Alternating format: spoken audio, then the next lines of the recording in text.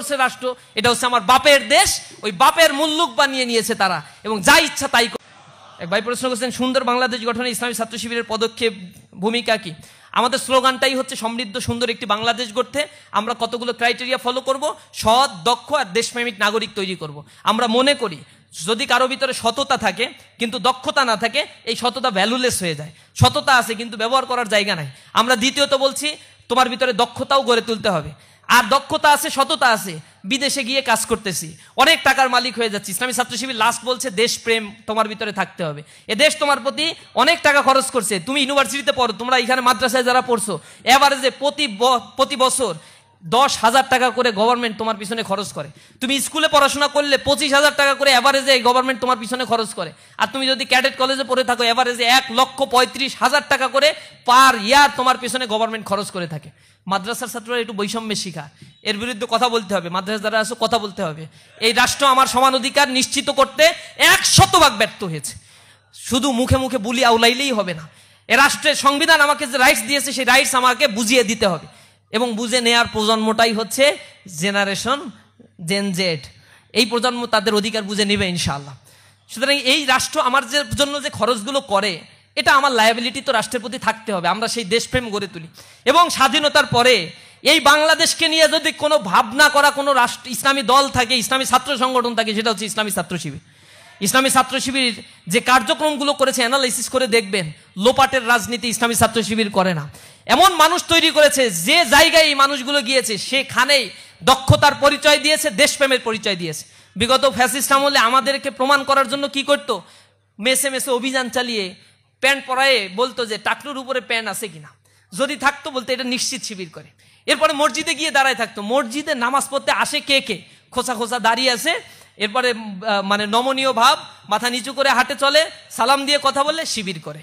যত ভালো কিছু আছে সব শিবির করে। রিমান্ডে নিয়ে আমাদের জিজ্ঞাসা করছে তোমরা এই করো করো সেই করো, আমরা বলছি এই ভালো কাজ করলেই কি শিবির? বলছে হ্যাঁ, এগুলাই তোমাদের বৈশিষ্ট্য, আমরা জানি।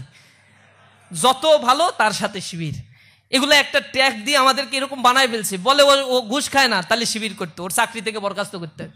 ও সুদ খায় না তাহলে ও চাকরি থেকে বরখাস্ত করতে হবে, ওরে এখানে রাখা যাবে না, ও শিবির। শিবির আতঙ্ক সারা বাংলাদেশে এখন ছড়াই গেছে।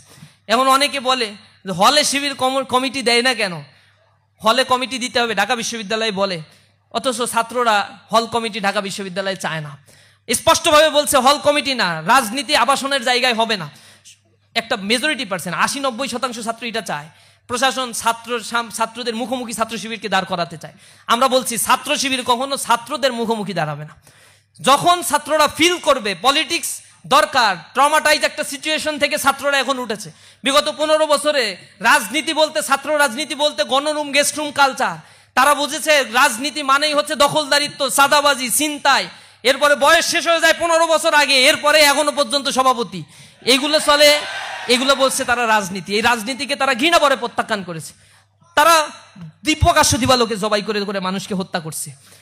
অমুসলিম সে বলতেছে আমি শিবির করি না, ও বলে তুই সংখ্যালঘু শিবির, এটা বলে তাকে নির্যাতন শুরু করে দিচ্ছে। কল্পনা করা যায়। এগুলো আপনারা দেখেন না বিগত সময়গুলোতে, এগুলো করে করে আমাদের থেকে মানুষকে আলাদা করার জন্য চেষ্টা করছে। কিন্তু তারা কি পারছে? কোনো আদর্শকে শেষ করা যায় না। এখন আমাদের হলের রাজনীতিক ছাত্ররা যখন চাইবে ইসলামী ছাত্র শিবির তখনই হলে কমিটি দিবে, অন্যথায় ইসলামী ছাত্র শিবির ছাত্ররা যেভাবে চায় এই দেশকে গঠন করতে, ইসলামী ছাত্র শিবির সহায়ক শক্তি হিসেবে এই রাষ্ট্রকে গঠন করার জন্য, এই রাষ্ট্রের সম্পদ হিসেবে এই বিশ্ববিদ্যালয়ের ছাত্রকে গড়ে তোলার জন্য ইসলামী ছাত্র শিবির কাজ করবে ইনশাআল্লাহ। এজন্য আমাদের কার্যক্রমগুলো সব স্টুডেন্ট ওরিয়েন্টেড এবং কল্যাণমুখী ইনশাআল্লাহ। এক ভাই প্রশ্ন করছেন বাংলাদেশ ইসলামী ছাত্র শিবির সমস্ত কর্মকাণ্ড আয়োজনগুলো আমার খুব ভালো লাগে, কিন্তু এই সঠিকভাবে সম্পূর্ণ করতে অর্থের প্রয়োজন হয়। অর্থের বিষয়টা আমরা বলছি। আমাদের অর্থের আয়ের সোর্স হচ্ছে আমাদের সংবিধানে বলা আছে, এক হচ্ছে আমাদের শুভাকাঙ্ক্ষীদের আয়, অর্থাৎ ইসলামী ছাত্র শিবির 48 বছর ধরে প্রতিষ্ঠা লগ্ন থেকে যত ভাইদের বিদায় দিয়েছে, আনপ্রোডাক্টিভ জিনিস তো আর ছাত্র শিবির বিদায় দেয় না। ছাত্র শিবির যা বিদায় দেয় তা যথাযথ মানুষ বিদায় দেয়। গাঁজাখোর, সিগারেট খোর, অ্যাডিক্টেড এরকম মানুষ বিদায় দেয় না। আমরা দেখি যে সংসারে 10টা ছেলে মেয়ে, ও হচ্ছে সর্বশেষ, এসে আমাদেরকে বলে ভাই আমার ঘরের পরিবারের হাল ধরতে হবে। আমি বলি তোমার 9 ভাই কি করে? বলে ভাই এগুলা তো ওরকমভাবে ইসলাম শেখে নাই, গড়ে ওঠে নাই, আমাকে তো শিখাইছেন মায়ের প্রতি আমার লায়াবিলিটি আছে, বাবা মাকে আমার দেখতে হবে। চোখ থেকে পানি পড়ে যায়। আহারে, এই সমাজ ব্যবস্থা তাদেরকে টাকা দিল, কিন্তু আসল ফিলোসফিটা বুঝাইতে পারলো না। তা আমরা ইসলামী ছাত্র শিবির যে মানুষগুলোকে তৈরি করি, এই মানুষগুলো এই ছাত্র শিবির থেকে যা নেয় সবাই শুধু দেয়, ছাত্র শিবির থেকে মানে এখানে আসার পরে সব কিছু ত্যাগ করে এই সংগঠনটা তাকে করতে হয়, টাকা দিতে হয়, সময় দিতে হয়, নিজেকে তৈরি করতে হয়। ছাত্র শিবির তো কোনো বিল্ডিং না যে এখানে কোনো কিছু জমা করে রাখা যাবে, এটা হচ্ছে একটা মানুষের combination of some sorts of people. এই মানুষগুলোকে ইসলামী ছাত্র শিবির দক্ষতা সম্পন্ন করে গড়ে তোলে, কম্পিউটার স্কিল, ভাষাগত দক্ষতা, একাডেমিক এক্সিলেন্সি, এই সব কিছু দিয়ে রেজাল্টের প্রতি আমরা প্রতি মাসে তদারকি করি, লেখাপড়া করছো কিনা, রিপোর্ট পেশ করো, কয় ঘন্টা পড়ছো, কয় ঘন্টা পড়া উচিত। সিনিয়র ভাইয়েরা জুনিয়র ভাইদেরকে তদারকি করে। বিদেশে হায়ার স্টাডি করতে যাবা, আলহামদুলিল্লাহ পৃথিবীর সব দেশে ইসলামী ছাত্র শিবিরের ভাইয়েরা এখন হাজার হাজার ভাইয়েরা, লক্ষ লক্ষ ভাইয়েরা এখন হায়ার স্টাডি করছে, বিভিন্ন ইউনিভার্সিটিতে প্রফেসরের দায়িত্ব, বড় বড় প্রতিষ্ঠানগুলোতে জব করছে। তারা সংগঠনের প্রতি লায়াবল থাকে। তারা এমন না এই সংগঠন করতে আসছে লুটপাট করার জন্য, চাঁদাবাজি করার জন্য, এরপরে এখান থেকে টেন্ডারবাজি করার জন্য, টেম্পো স্ট্যান্ড দখলের জন্য। এই কাজ তো ইসলামী ছাত্র শিবিরে এসে করা যায় না। তো ইসলামী ছাত্র শিবির কি কারণে করতে আসে? নিজেকে তৈরি করার জন্য করতে আসে। তৈরি করার পরে ছাত্র শিবিরের প্রতি তার দায়বদ্ধতা থেকে নিজ থেকে তারা এখানে ফান্ডিং করে, আর এই ফান্ডিং এর পাই টু পাই হিসাব ইসলামী ছাত্র শিবির রাখে। এবং আমরা এই টাকা লুটপাট করে তো আমরা ব্যাংক ব্যালেন্স বানাই না, আমরা আবার গাড়ি বাড়ি তৈরি করি না, প্রতিটা টাকার হিসাব আবার আমাদেরকে দিতে হয়। এইখানে আরেকটা বড় সিস্টেম হচ্ছে, আমি সভাপতি যদি হই, আমি কোনো টাকা আয় করতে পারবো, ব্যয় করতে পারবো না, মানে আমার হাত দিয়ে ব্যয় করতে পারবো না। আমার একজন আলাদা কোষাধ্যক্ষ থাকবে বা সেক্রেটারি থাকবে, তিনি এইটা ব্যয় করবেন আর তিনি রিপোর্ট তৈরি করবেন। একা একা কোনো কিছুই করার সুযোগ নাই। সব ক্ষমতা আমার আছে ব্যয় করার, কিন্তু অর্ডার দেওয়ার ক্ষমতা আছে, হাত দিয়ে খরচ করার কোনো সুযোগ নাই। আবার যার হাতে টাকা থাকে, সিস্টেমটা হচ্ছে সে নিজের মতো করে কোনো খরচও করতে পারবে না, অর্ডারও দিতে পারবে না, অর্ডার শুধু তালিম করবে আর হিসাব রাখবে সে। এগুলো হচ্ছে সিস্টেমের মধ্য দিয়ে চলার কারণে স্বচ্ছতা, ট্রান্সপারেন্সিটা আমরা যথাযথভাবে শতভাগ মেনটেন করি। আর আমাদের জনশক্তি যারা থাকে, ছাত্র বয়সেই আমরা শিখাই, তুমি যা ইনকাম করো তার একটা অংশ ইসলামের জন্য তুমি দান করে দাও, সংগঠনের জন্য দান করো। এই দান করার প্রবণতা থেকেই ইসলামী ছাত্র শিবিরের এইখান থেকে একটা ফান্ডিং হয়। আর একটা জানেন, ইসলামী ছাত্র শিবিরের জনশক্তি যারা মেধাবী হয়, তারা বই খাতা লেখে, তারা অনেক সুন্দর সুন্দর স্টিকার কার্ড করে, আমাদের অনেক প্রকাশনা আছে আলহামদুলিল্লাহ। এখানে যদি স্টল দিয়ে থাকে দেখবেন, শত শত গবেষণা বই আমরা তৈরি করে ফেলছি। এই বইগুলো আমরা বিক্রি করি, বুক ফেয়ারে বিক্রি করি, আমাদের কোনো আয়োজন হইলে এগুলো বিক্রি করি। এগুলো বিক্রি করে কিছু মুনাফা হয় আমাদের, ওই মুনাফাটা আমাদের আয়ের একটা উৎস।